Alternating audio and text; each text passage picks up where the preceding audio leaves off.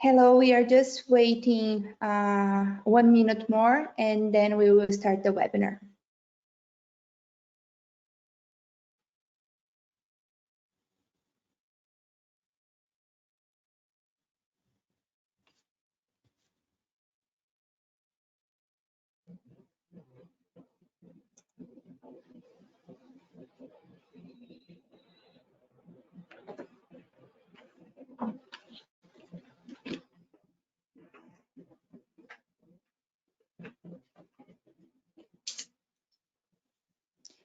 So hello everyone, be welcome to today's webinar, Stopping Losing Control, Monitor System Health to Protect Overall Controller Effectiveness.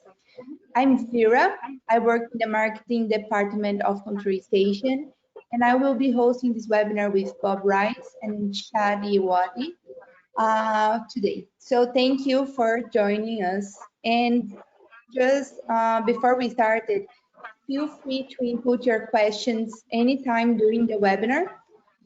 There is a tab here in the control panel named question, and in the end of the webinar, Bob and Shadi will be answering questions. So our presenters for today is Bob Rice and Shadi. Bob Rice has over 20 years of engineering and product management experience in the process industries. As a recognized thought leader, Bob oversees development of Control Station's award-winning suite of process diagnostic and optimization technologies, including PSP control loop performance monitoring solution. And Shadi Wadi has nearly 30 years of experience in industrial automation, have worked with Emerson, Metso, and Yokogawa in roles of systems engineering, field service, and sales.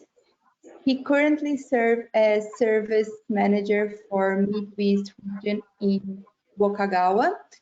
During COVID, he collaborated with Control Station to install Plant SP and Loop Pro at multiple locations, including 16 Georgia Pacific Building Materials site.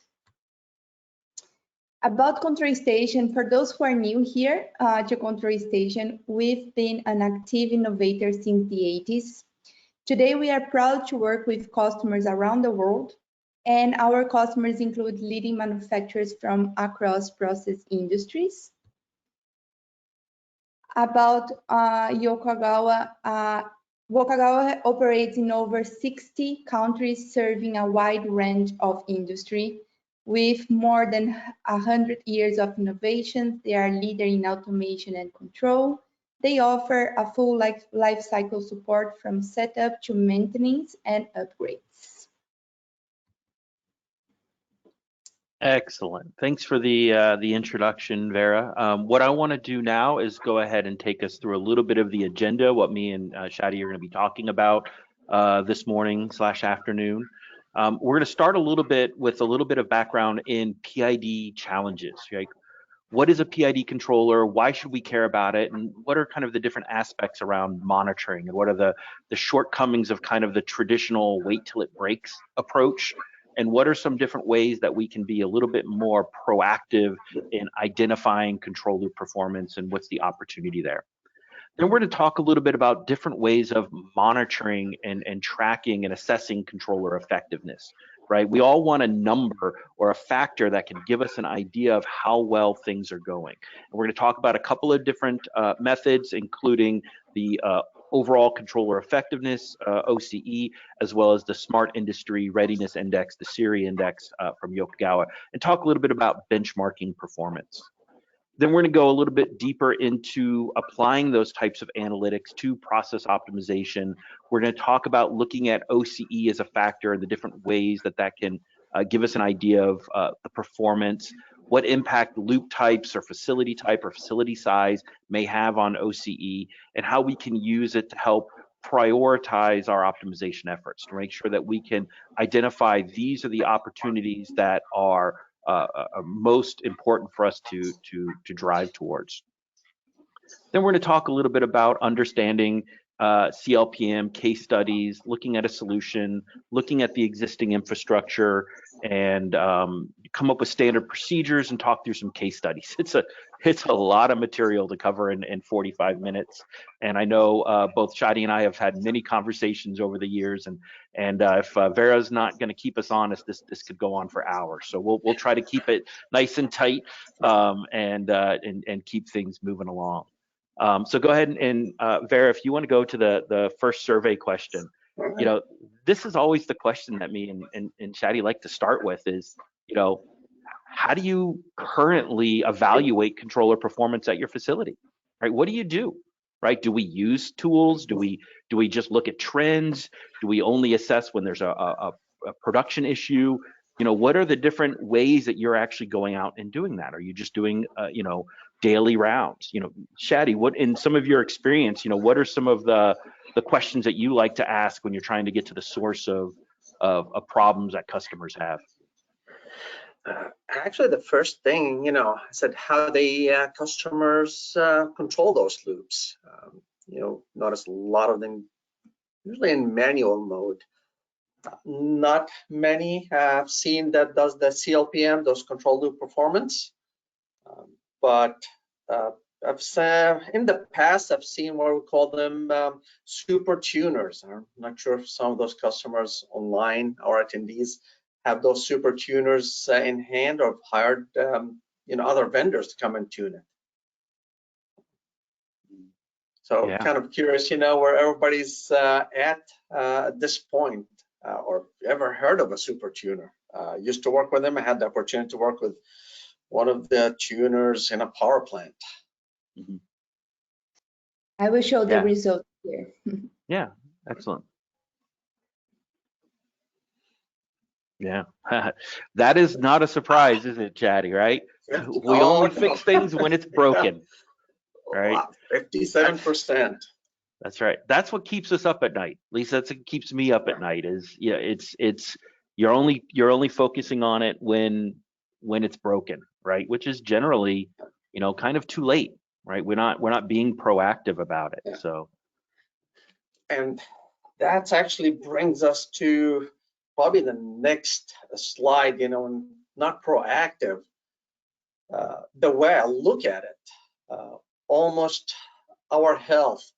You know, when you say 57%, you know, you don't do much about it unless something happens. It's almost like when we go to the doctor on our physical once a year. What happens, you know, if we say our cholesterol is high, blood pressure is high, we just take actions. Maybe for a month, I'm gonna stop, you know, eating anything that's salty or cholesterol. I'm gonna reduce my fat, but then that's it. We fall into our normal behavior. So I think that's even in our life we do that. So I can see the 57%, but that's where the critical, you know, process controls. If we don't always look at it, you know, we're gonna lose a lot of energy. You know, energy over here for your plant. I look at the plant as a life system, whether it be gas or different fuels. Think of it like your body. You know, you lose your energy if you don't have your body at its optimum efficiency. You know, if your blood sugar level not correct or cholesterol is not where it's supposed to be. Of course, that's in your plant would affect your productions. You know, your yield would go down, a lot of defects. You might notice it quite a bit if you have a batch process. Your batch is not going to be the same just because of all the loops not being tuned, especially the critical ones. So it's going to be a big challenge. This was not a surprise seeing it. Actually, I was surprised at 57%. I was looking around 40%. But hopefully, you know, with what you're going to see between Bob and I, hope opens up your minds about what other solution out there and how can you prevent it. So based on the 57%, the next slide of Bob's going to show you where everybody stands. That's actually based on what we've studied, what I've seen in the past from various customers working with them. So it should not come as a surprise how many loops are in manuals, what kind of loops not controlled correctly, etc. And I'm sure, Bob, you've seen it in your career as well. Yeah, absolutely. I mean, that your cholesterol doctor visit analogy is spot on. How many times have, at a plant you go and you do all of this optimization effort, you spend 2-3 weeks getting everything running, it's good, and then you move on to the next thing, and no one's looking at it anymore, and it just drops it down, and you got to go pick it up again, and you got to run over here and pick it up again. And without that monitoring, that kind of continuous tracking, you lose the opportunity and you lose production rate and energy consumption. Vera, if you want to flip to the next slide, the idea here is, when you're doing things by hand, you're going to run into issues, right? We've done analysis, and I'll refer to some statistics later on as well. This was from article 30 years ago, right? And you're thinking, well, Bob, why in the world are you showing me data from 30 years ago? This can't be true today. The truth is, it's not far off. We haven't actually gotten, in this last 30 years, 85% of loops operating inefficiently in auto. The one that I always draw down to is that 30% of loops are operated in manual mode, right? 30% of loops 30 years ago in manual mode. Today, when we're doing our analysis of, we've got data from 2030, well, actually the number's like 37,000 controllers now. We still see around 75-80% of controllers are in the correct mode, which means like 25% of controllers are in manual, right? 20-25%. We haven't gotten that much better in all of that time. And so if you're not watching it, you're going to lose the ability to run things on automatic, right? You're going to walk away, things are going to switch. You're going to lose the efficiency gains that you've worked so hard to get, right? If you're not watching it, you're going to lose it, right? If you don't stay on your cholesterol medicine, you don't stay on your weight loss program, whatever it is, right? You can't maintain that kind of steady performance. And so, the opportunities are there, and it's really an odd thing that, in this day of modern analytics and data, we have it all out there, we're still 20-25% of controllers in manual mode. Best in class for us at customers where we see they put a lot of effort, they put focus, they have teams, they can keep their controllers at 95% or greater in automatic, right? For the sites that really put in the effort. So it's doable. It's not like we're asking you to do the impossible. It's done if you can put the effort, you can put the priority towards it. And as Shadi mentioned on the last slide, you can decrease energy, increase throughput, increase production, decrease production defects, all of those things to improve the amount of value that you get out of your loops if you can let them run, if you can monitor them, right? And so, Shadi, at your standpoint, what are some of the challenges that you've seen as I kind of tee you up for the next slide here? What are some of the challenges and so forth that you see in monitoring, and what's the importance of it on your side? Yeah, and I'm sure, thanks, Bob, the attendees would agree. I mean, you spend also a lot of money in your control system. They're not cheap. You're spending over $1 million, for your control system. And just like what Bob mentioned over here, especially the 30% of loops operating in manual mode. I see that one quite a bit. And you guys probably also, in your plant, operators, I can see the senior ones would say, hey, I know better how to operate this plant. The problem is you didn't install a control system to automate the plant to be run on manual. That defeats the purpose. So that's a big one that we see.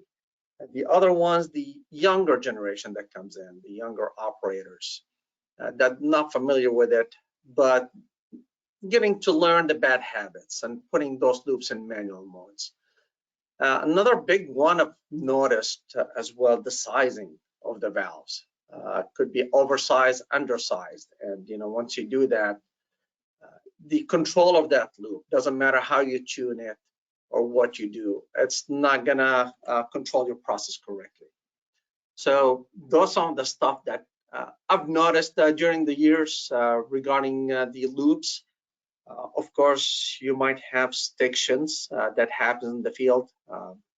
So tuning, to me, we look at it at the end after we check all the instruments there. But I think it all starts with the good habits, with the operations. especially, you know, putting the loops back into auto mode the way they were designed. Mm-hmm. So I think that brings us some kind of curious if anybody have worked with control loop performance monitoring. If you haven't or haven't heard of it, think of it as the new AI. You know, this has been before AI. What it does, basically, we collect all the data, or the software does. Either can be from a historian that you have, or the CLPM itself can have its own historian.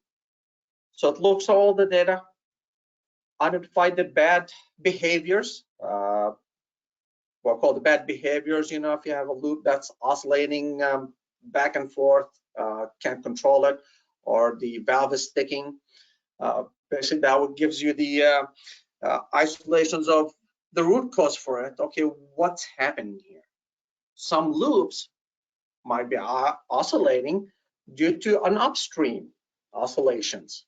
So you can control one loop, but it's not gonna really help you out if you don't, you know, go ahead and see what's the root cause that causing this oscillations. You know, for upstream, it might be the level of temperature, you know, upstream is behaving badly, and you need to take care of that one first before, you know, stabilize everything else in the system. Of course, with the technology that's provided with CLPM, it gives you some corrective actions. So some loops also say after you clean everything out, there's some, you know, tuning parameters you need to look at. It gives you a range.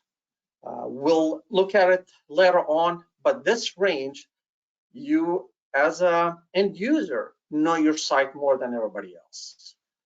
You can hire other vendors, other engineering firms, but at the end of the day, you know the behavior of your plant and the whole process. So we'll provide you the corrective actions, but it requires your expertise at the same time to look at it as, yes, that would work or will not work. Finally, documentations. As you know, anything you change, you would like to document it just in case, you know, you get audited, or you need to go back to where it was before.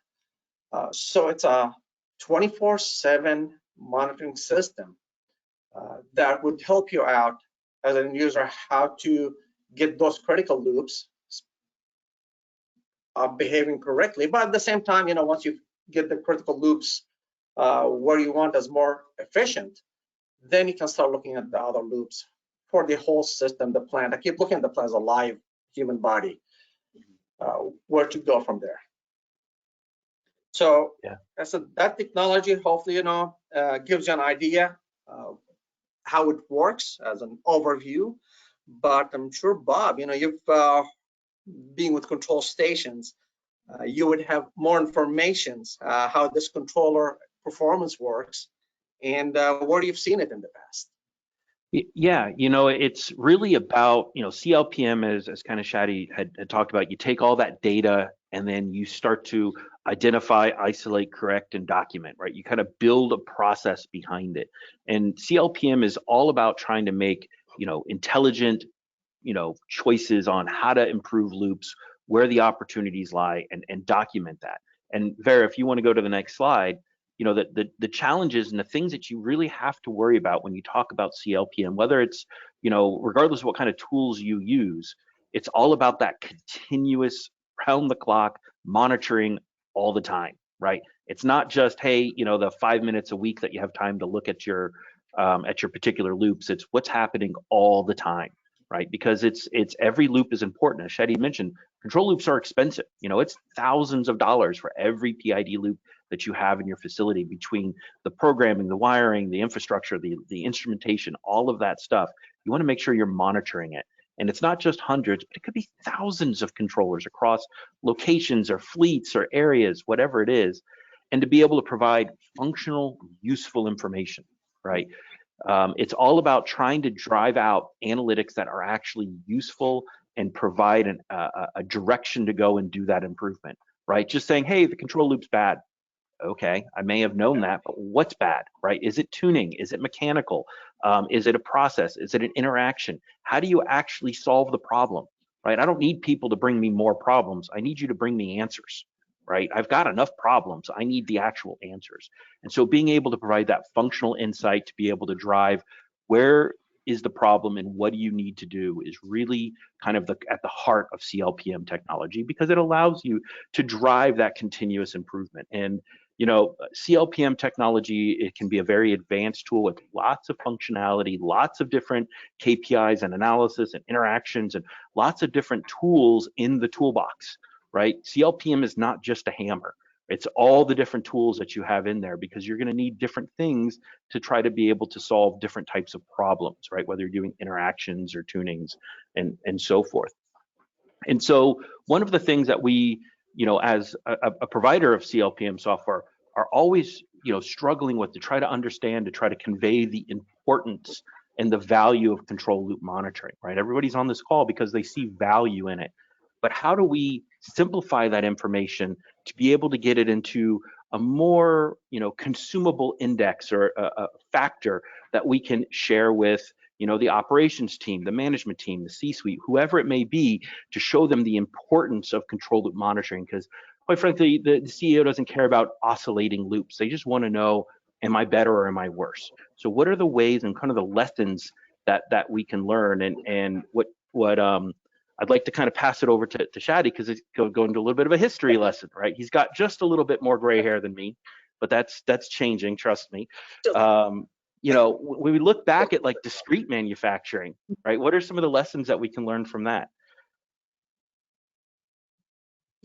Yes, I'm sure also our attendees have seen this one and mentioned differently. Vera, can you please go to the next slide? So what we call discrete manufacturing, the OEE, or the overall equipment's effectiveness. Some of you might know it as asset health monitoring. You want to look at your entire asset at the site, from valves to agitators, pumps, instrumentations. Where they at, how efficient they work. Do you have vibrations in that agitator or pump that causing issues within the system? So overall, when we look at it, of course, everybody likes to aim for 100% in manufacturing, just like we'd like to be Mr. America in weightlifting. But at the end of the day, 85 and above is the ultimate goal for everybody. Now, those assets, again, I'll call them asset health. You will look at how available are they? Where's the performance for those assets? Are they performing to what they were designed for? If you recall earlier, I mentioned about valve sizing. If you have the wrong valves being sized, it's not going to perform as good as the correct sizing for the valve.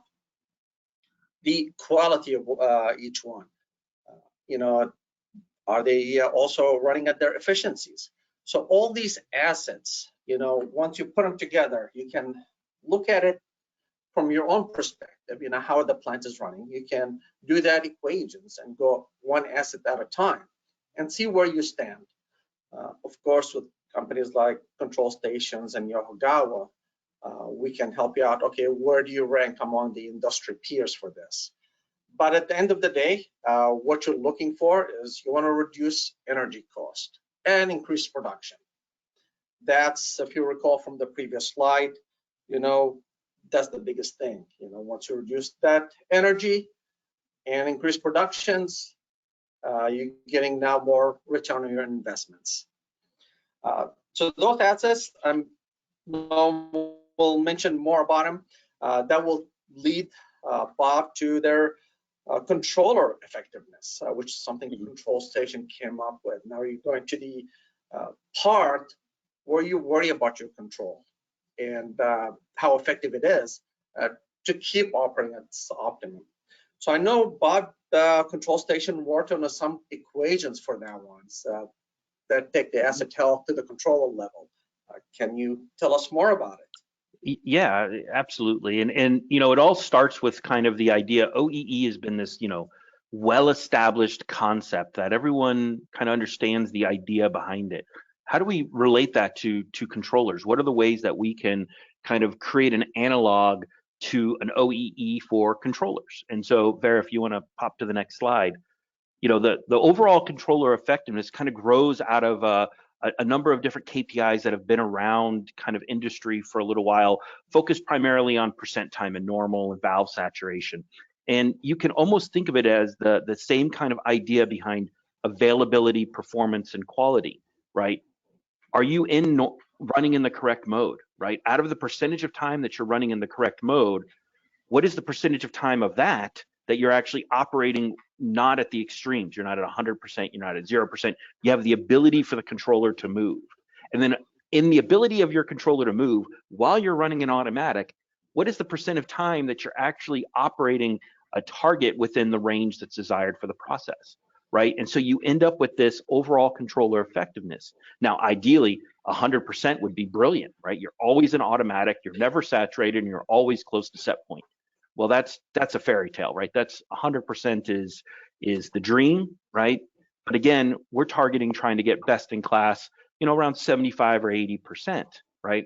And what we've started to do is take this OCE number and use it to start to aggregate against unit operations, plants, enterprises, business units, industries, loop type, to start to set up a standard, right? How do we know what good control is? Because ultimately, what we want to be able to do is for you to share with, the C-suite or the operations manager, the plant managers, here's how our controller effectiveness is doing. Here's best in class for industry as a whole. Here's the targets for pulp and paper. Here's the targets for oil and gas, for chemicals, for pharmaceutical, right? Here's our opportunity, and here's how we can actually try to drive performance. And it simplifies the conversation, right? CLPM still is trying to do all the diagnostic and interaction analysis, tuning analysis. It's the one that impacts OCE, but we're trying to kind of change the narrative a little bit to say, look, let's explain controller performance in as simple a way as possible and try to relate it to this OCE, and you have a number, right? You've got a number, it's a report card that you can say, how well are you doing? I know how well I'm supposed to be doing. I know where other companies are going. Where do I fit? And that's really the value of looking at something like OCE and these indices, is it's designed to help you normalize the performance factor, right? To come up with a number that you can compare site to site. And once you start normalizing, you can really start to use this in a lot of different areas. So overall controller effectiveness is a control loop specific number that can be averaged across areas, plants, industries, and so forth, but it's going to tell you how well your controllers are doing. That's really only one part of monitoring the performance, at a facility. What Shadi's going to introduce in kind of the next slide is kind of an overall index to help you understand where are you in your journey around process optimization and continuous improvement. So, Shadi, what are some of the things that Yokogawa has built on around controller performance or site performance, as a whole? So yes, thanks, Bob. So yeah, Vera, next slide, please. So as an overall, most of you probably heard of Industry 4.0. Where you at in your journey for digitalizations? And what Yokogawa, we didn't come up with this. It's called the SIRI, Smart Industry Readiness Index. It's a global organization, and we're proud to have 3 people in the U.S. certified for that, among the few in the U.S. But what this one does, you heard about asset health, you heard about OCE. We go ahead and look at it from 30,000 foot perspective to the entire organizations. This is 16 different metrics that goes from your process side, the operations, the supply chain, your product life cycles, where you at, from your controllers to even the conveyors. We look at the entire thing from the life cycle. Then it goes to the technology part, the automations, how everything is connected together, the intelligence behind it. And that one even looks from the shop floor all the way to the enterprise, within the facility. Finally, the other part is the organizations, talents, the training. Even we look at the suite and, the strategy behind each customer. So, each like paper mills, power plants, chemicals, refineries, everyone has their own strategies and governance for that one. So we look at that one and compare it to your peers, and gives you an idea where you stand, among everybody else. This, as I mentioned, part of it is the OCE and OEE. It gives you a roadmap. This roadmap that you can take, it's going to be about 30 some pages about it. Here where you're at, here's the recommendations, what you need to build on it, where do you want to spend your investments to improve the site, from efficiency standpoint and reducing costs. So it's something I would say the customers that were successful at, they had the buy-in not just from the floor level, but has to go all the way to the C-suite. The reason being, it involves a lot of metrics in it and interviews to help everybody understand the vision where they stand. So we cannot just take it and do evaluations of one part because it will not work. It has to be a holistic approach for everybody else. And if you need more questions and answers, we can provide it at the end of the presentations. But this one, the benchmarking, also would support the benchmarking that Bob was talking about regarding OCE, how they do their own benchmarking, and how it also relates to Siri. I said Siri has been a great value for a lot of the customers to provide them with a big 5-year roadmap for their future investments. So regarding OCE benchmarking, Bob, how do you perform it at your site? Yeah, and so that's a great question. Vera, can you pop over to the next slide? Metrics are only as good as the data sets that which you derive them from, right? And we are a vendor of said metrics, so of course it's our metric that's the best. Well, yeah, let's be pragmatic about it. We partnered with the University of Connecticut. They have a Digital Frontiers Initiative, which is through their data informatics business group, to basically help us understand some of the statistical analysis behind this metric, right? How did we come up with OCE? What are the components of OCE? How do these relate to business KPIs, and be able to do all the deep dive statistical analysis that goes way over my head, right? They did a great project last year. We worked with a couple of teams. They analyzed the data to be able to come up with sample size analysis to basically say, do we have enough population in our loops? We've got 35,000 controllers in a database as far as performance KPIs go, to say, okay, is that sufficient to be able to draw a conclusion from it? Yes, we were able to, within 1% of rate of error, based off that population size, actually be able to start to baseline. We're doing that based off of loop types, sizes, plants, type of industry, whether it's oil and gas, pulp and paper, et cetera, to be able to set standards, to set quartiles for what is good control, right? And we're actually continuing a lot of this research with UConn, looking at financial impact, correlating and modeling it against business KPIs to be able to say, hey, if you've got a particular, steam usage per ton of product widget, and you want to look at controller performance based off of that, what are the rules and methods that you can use to say 1% of OCE correlates to, a 3% increase or decrease in whatever you're analyzing. And so we're doing a lot of analysis to be able to baseline and benchmark this OCE against other numbers, right? Again, we're looking for ways to kind of simplify that discussion around controller performance. What is the impact of that? Because, at the end of the day, all these control loops impact controller performance, right? Whether it's oscillating, tuning, and all those things, right? We want to try to simplify them to try to identify which loops have the most impact on what's most important for your facility, which is obviously something in financial terms, right? And there's a lot of different things that could impact controller performance. We're going to go through a few slides here a little bit later on about kind of the impact of OCE, what the OCE is for different types of sites and loops and stuff like that. But you also got to understand OCE is a simplified metric that's trying to take all of the components, the 20 different behavioral aspects of a PID loop, and simplify it from the standpoint of just getting to a singular number. And looking at controller performance, looking at its impact on things is really what you know, a lot of the consulting and engineering engagement that Control Station in Yokogawa do to help the customers. And it wouldn't be a good webinar without talking about what our next topic is. And we actually put this in the middle because it aligns really well. And we're really lucky to have an excellent expert on our next our webinar. And Shadi, I know you want to do the introduction for George because I know you've worked with George for years prior to us. So yeah, I mean, George Buckby has years of experience in the control loops, and he has some books published on that one.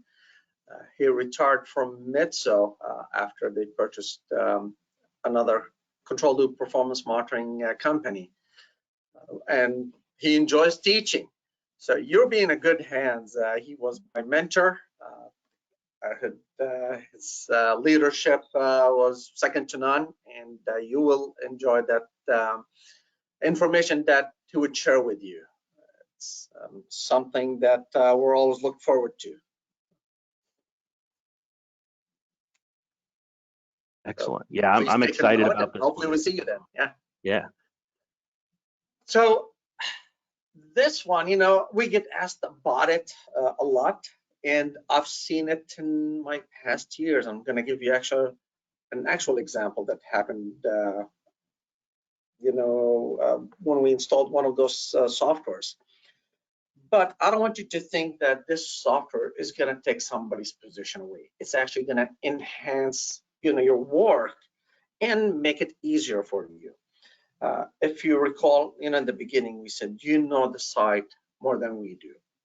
So what the CLPM does, it requires your expertise.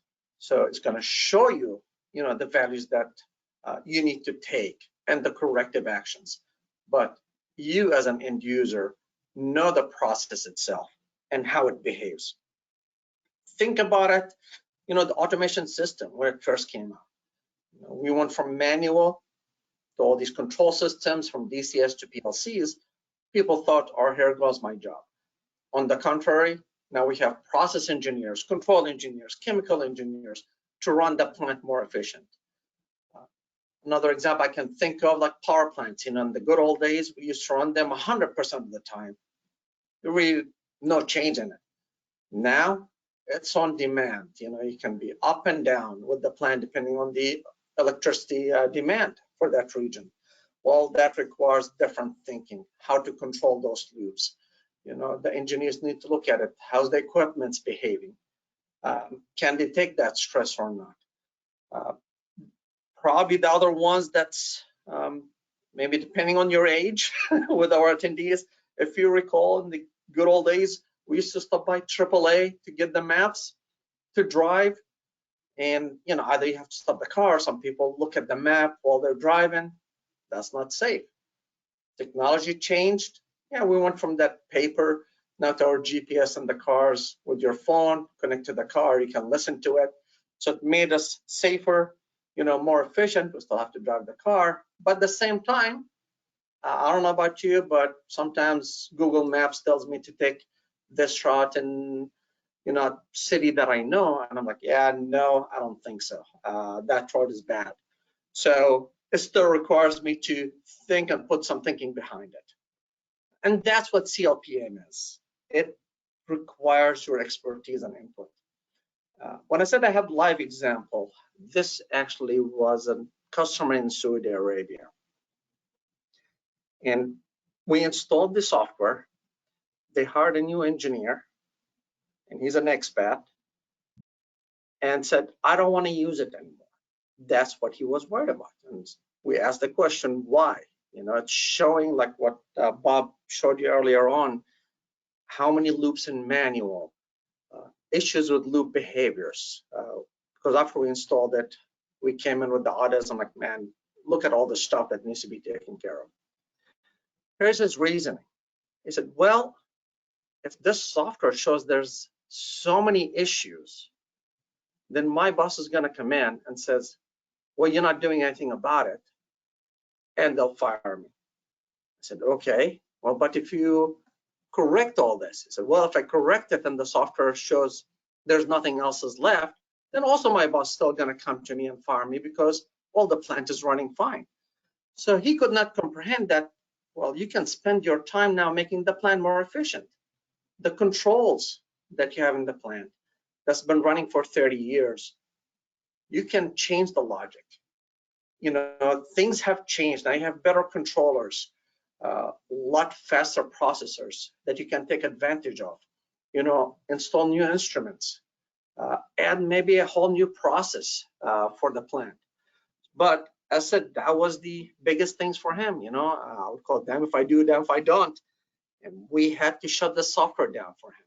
So, but at the end of the day, to me, it requires your input.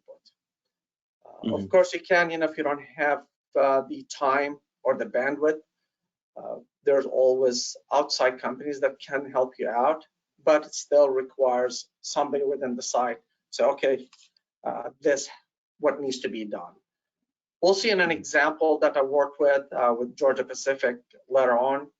I still had to be on site, use the INC people and the engineers to go with them and say, all right, well, this is what the software is showing you. Let's go look at it and solve it together.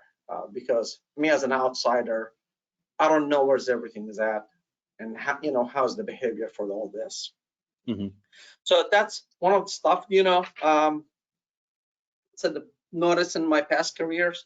I'm sure for you, when you start looking at it that way, you'll say, yeah, this is more help us to be more efficient in our work and, you know, finding new solutions. So this will take the guessing work out of it, per se. Yeah. It's all about the people.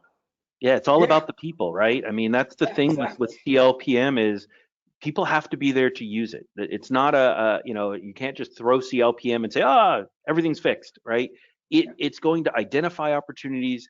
There has to be users of the tool, accountability, training. It's a life cycle, right? You put a tool in, you got to maintain it. You got to, you know, have people to use it, and that will drive your efficiency up. So, you know, as Chad said, you can focus on more important things and making sure your loops are in automatic, right? It's all about optimization at that point, right? You get all your loops in auto, man, that's game on. That's when you can start, right? And then you can start to do the actual optimization part of it. And Farah, if you want to flip to the next slide here, you know, I want to show you some data, right? So this is, you know, 30, 40 plants, something like that, all anonymized, stripped down data. Controllers in normal, right? Blue lines, like the dark blue line. Those are the percentage of time the controllers are in automatic. And you can see some of them are sitting around 90, 95%. Some are in 80, some are in 50, and a couple of them are in the 15 to 20%, right? It's a wide selection, and depending on how much effort you put into it. And one of the questions that when this data set was originally kind of circulated within Control Station is, oh, well, you know, is it just the ones with the best have 20 loops or 100 loops? They don't have very much. No, it's kind of a cross section. You have some loops that have a couple thousand that are in the upper tier, some that have maybe only 200. Some may have a couple thousand in the low tier, and some of the ones down at the bottom on the right-hand side are actually sites that may only have 40 or 50 loops, but you know, only half of them are actually running at a time or are running in automatic at a time. And so it's not necessarily the size of the loops. You can see there's some quartiles in there, right? Being able to look at lots of different facilities to see where do you sit, right? Where do you fit in the overall kind of scheme of different industries? This goes across a lot of different industries in here. I've kind of cherry picked a few of them, but you're looking at quartiles, right? Above 90% quartile in time and normal is 94%, right? And we've got a couple sites in there that are above the 90% mark. You can see kind of average is probably around the 75, 70% mark. OCE, you can see site to site, you know, all the way on the left, you're looking at, you know, 65, 70% OCE, which is a pretty solid number. But again, it's kind of this journey. You get loops in automatic, you got to make sure things are sized appropriately. You got to make sure you're tracking target appropriately to get to the more efficient operation and to be able to track this month to month, to be able to show you're making improvement, right? Next slide, Vera. And actually, I just want to add, you know, about this one, you know, for everyone. it almost reminds me of Daryl Morey, the one that did analysis for basketball players and how to pick them. When we look at this, Bob mentioned some sites that have 40 loops, of maybe half of them, in manual. So that's to me 50%, of those loops are running on manual. That's why we look at percentage, similar to what Daryl start looking at for basketball players. You might have a basketball player that, did 20 points, the whole game, and they played the whole game. But you might have another one that played maybe 10 minutes and he scored, 3 points. And he looked at the percentage of that. Okay, what's the percentage of that player being on the field and his scoring, and not looking at the total score per se. So that's, we'd like to do those percentages, because another site might have 20 loops in manual, but they have 1,000 loops. So, there's a difference how the plant is running to its optimum. Yeah, and it's really about the effort that these plants put in too, right? This is a total of around 30,000, 32,000 controllers in this spreadsheet. It's not the size of the facility or the makeup of the type of loops or the type of facility. It's the effort they put into it. The groups at the top are the ones who have focused on process optimization as an initiative, and they're able to hold a higher quality. If we go to the next slide, this is kind of doesn't matter what type of loop you have, OCE distribution across loop types, relatively consistent, right? You look at the OCE value, whether, oh, well, my site has more temperature loops and you've got more levels and more flows and more pressures. In general, your OCE for all your loop types, pretty darn similar, right? So whether you're, all level loops or all pressures and all flows, the makeup of the loops doesn't do it, which is a really good thing for OCE, because we don't want to have another factor. Well, okay, this is an OCE set of quartiles for loops that are, have 65% temperature and 40%. It's a universal number, right? It's designed to be very, very simple, looking at thousands of controllers, looking at quartiles. And it goes back to my, I have to kind of almost rethink when I teach process control, my go-to statement is level loops are always the biggest bane of my existence. Every level loop I look at is garbage. And, from this standpoint, it's statistically, I just see them the most, right? That's the only thing I see is broken level loops. So that's what I think, every level loop is broken. But you look at it across an industry, they're no more broken than every other type of loop, right? So kind of an interesting insight. Final slide here on the OCE before we kind of switch topics again. The idea here is we want to prioritize our optimization efforts, right?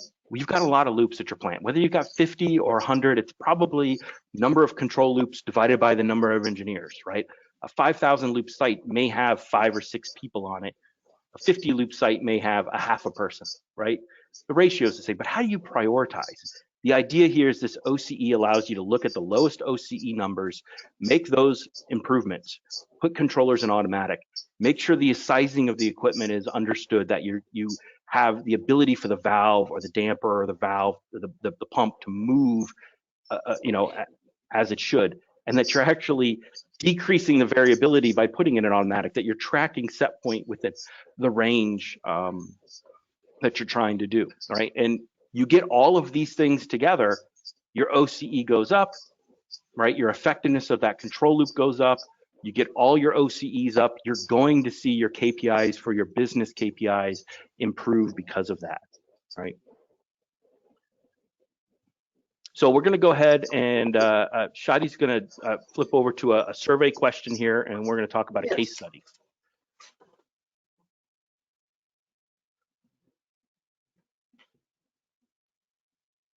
So, are you interested in this, right? Are you interested in how you can monitor system health with controller effectiveness or Siri to help you improve your facility's performance, right? We've got white papers between us and Yokogawa on the different indices and how they can be used to improve the system health, the plant performance. What kind of information are you looking for? Or, you've got the tools and you're just enjoying a cup of coffee, listening to me and Shadi gab for a while on performance health.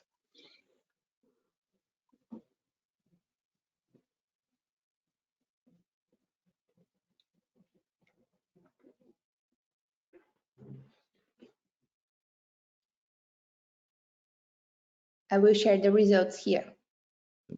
Okay, thank you, Vera. All right. Yep, excellent. All right, well, thanks. That's good. Got a couple of people that have tools. Improvements, yeah. Mhm. Let's come back to the here. All right. So we're going to introduce a little bit of a case study here, and I'll kind of set the stage a little bit on the idea behind CLPM and considerations and what makes a successful analytics initiative, right? It's not just the tool. It's all the pieces around that tool. It's the services that can support that tool to be able to make sure that you have the engineering know-how, but as well as the the technical pieces behind it, the reporting engines, calculating engines, the metrics, the KPIs, the user experiences there. Access to different data sources. You've got tons of silos of data, right? You've got data historians. You may have multiple data historians. You may have quality systems, SQL databases, all different sources of information that you need to start to consolidate in. And then any piece of technology you put in, it should integrate with the other technologies that you already have in place.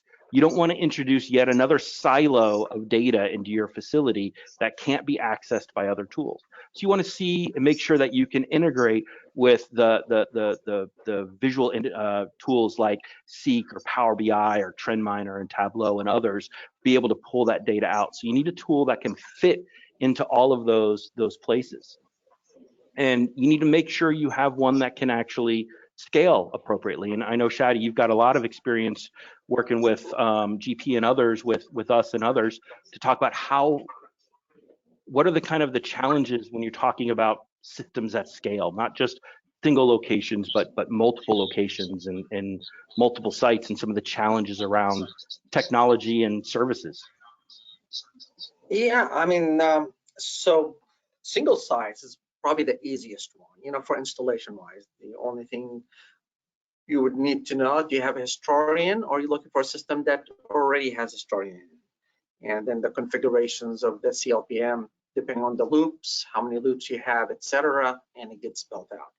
So I said that's the most straightforward, easiest implementations.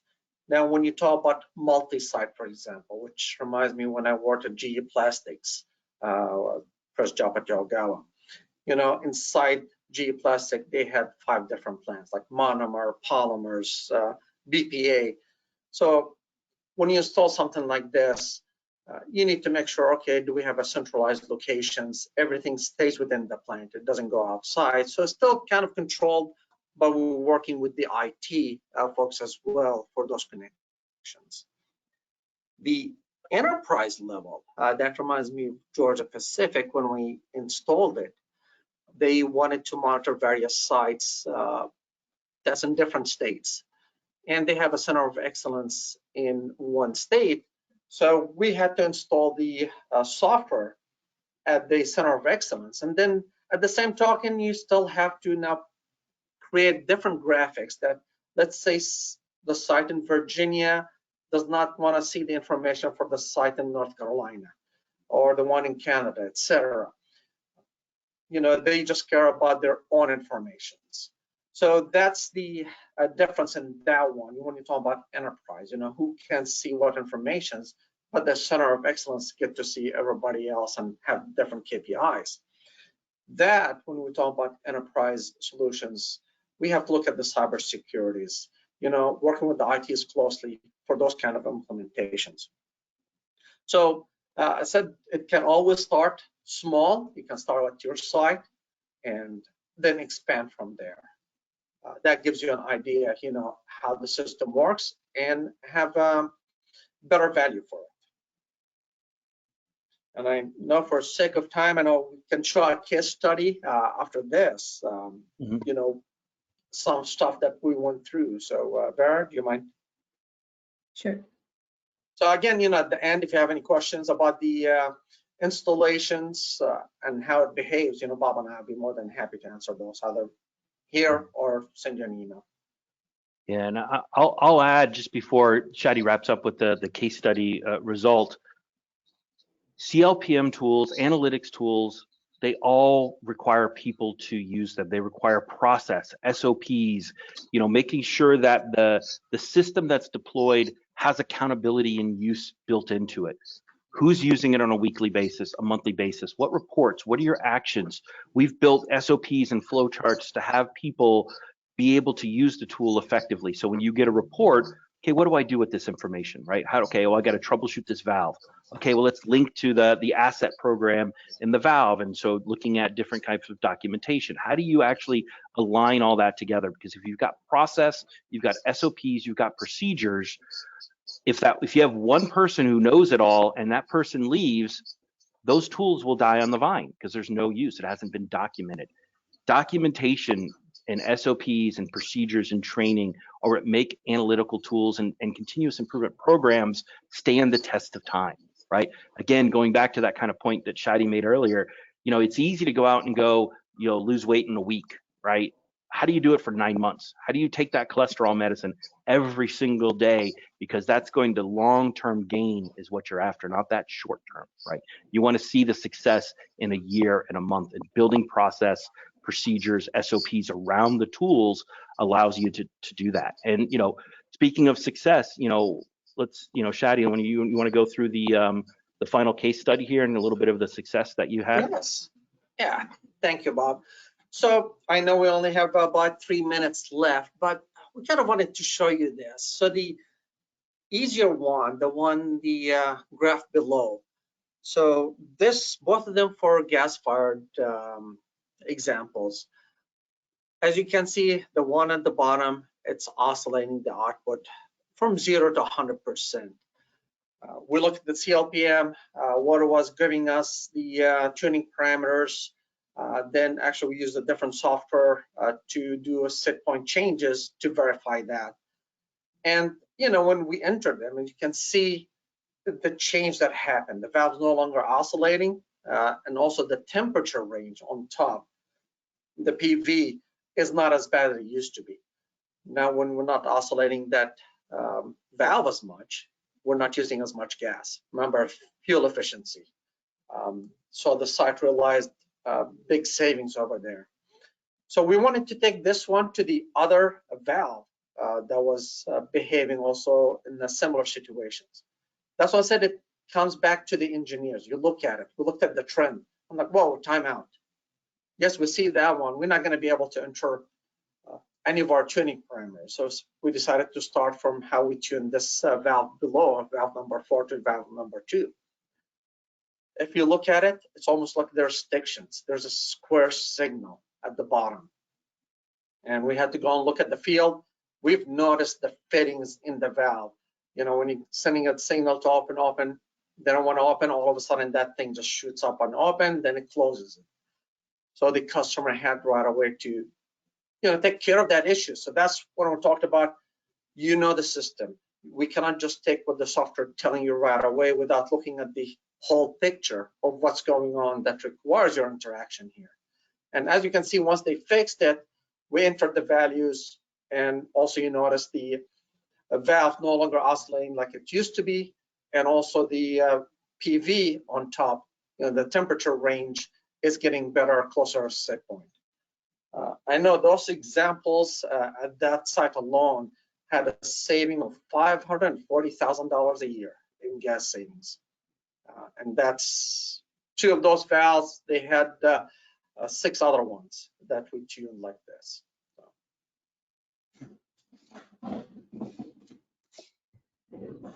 Great. So we are going to the last pool. That's okay? Yep. And then Yes. we go Yep. to questions. Yes. So this is a very quick poll, just about what information you want to be contact with or none. So let us know, please.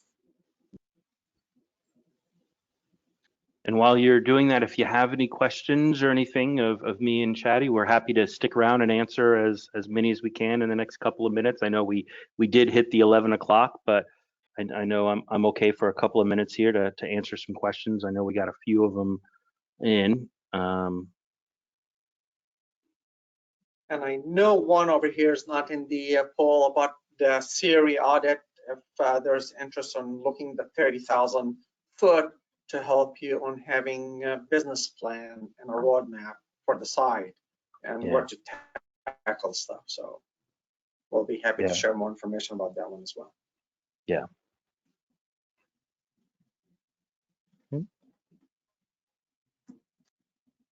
So Vera, while we're waiting on this, is there any questions that have been posted?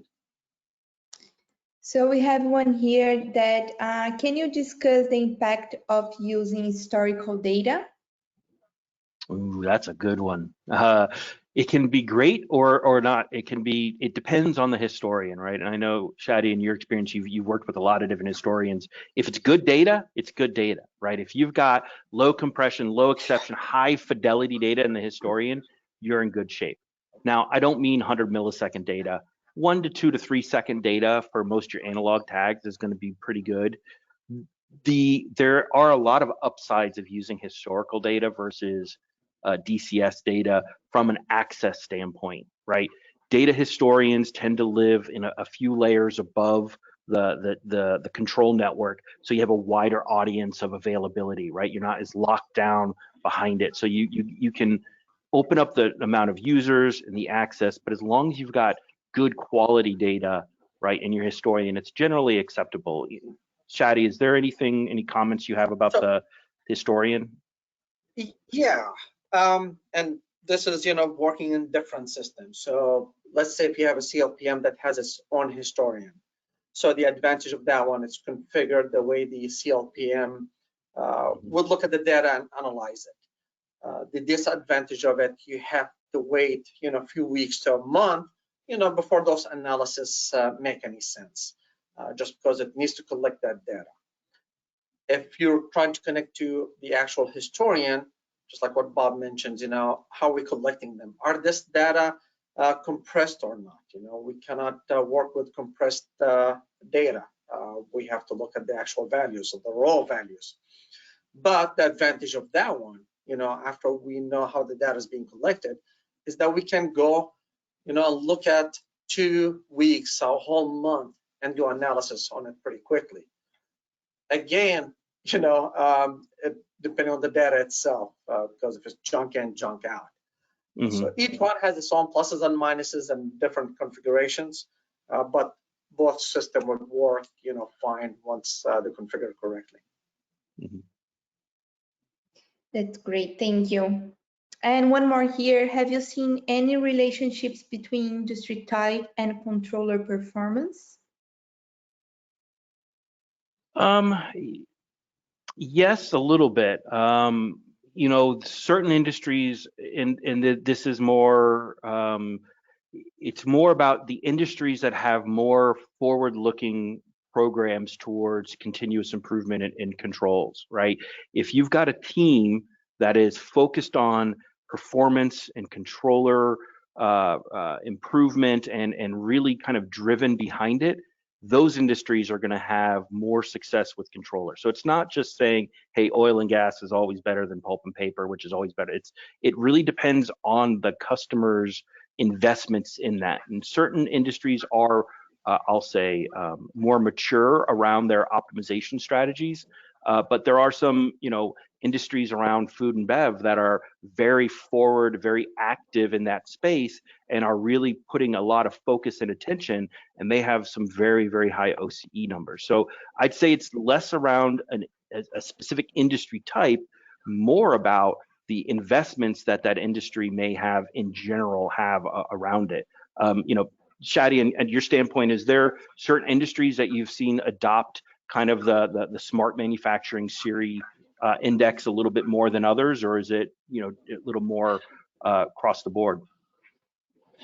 Well, at least for what I did with the SERI one, I've seen it in the utilities that adopt it more, just because of the fuel savings they want to realize and the investment type, and the oil refineries. Chemicals, I would say hit and miss, but those two have been the biggest ones for the SERI. Okay. But chemicals, pulp and paper, as Bob mentioned, depending on the industries and how mature they are and where do you want to be in your investments. and efficiency in the plant. Excellent. Thank you, Bob and Chad. It was really informative, this webinar. So let's just put this contact list here for our specialists. So if you have any questions, if you want to keep in touch with us, also keep in touch with Shadi. We can send your contact to him. Here's a QR code, our names, and our emails. Thank you for coming here today. Thank you for staying with us these extra minutes, and I hope you have all a great week. Excellent. Thank Thanks, you, everyone. everyone. Thanks, Shadi. Thanks, Bob.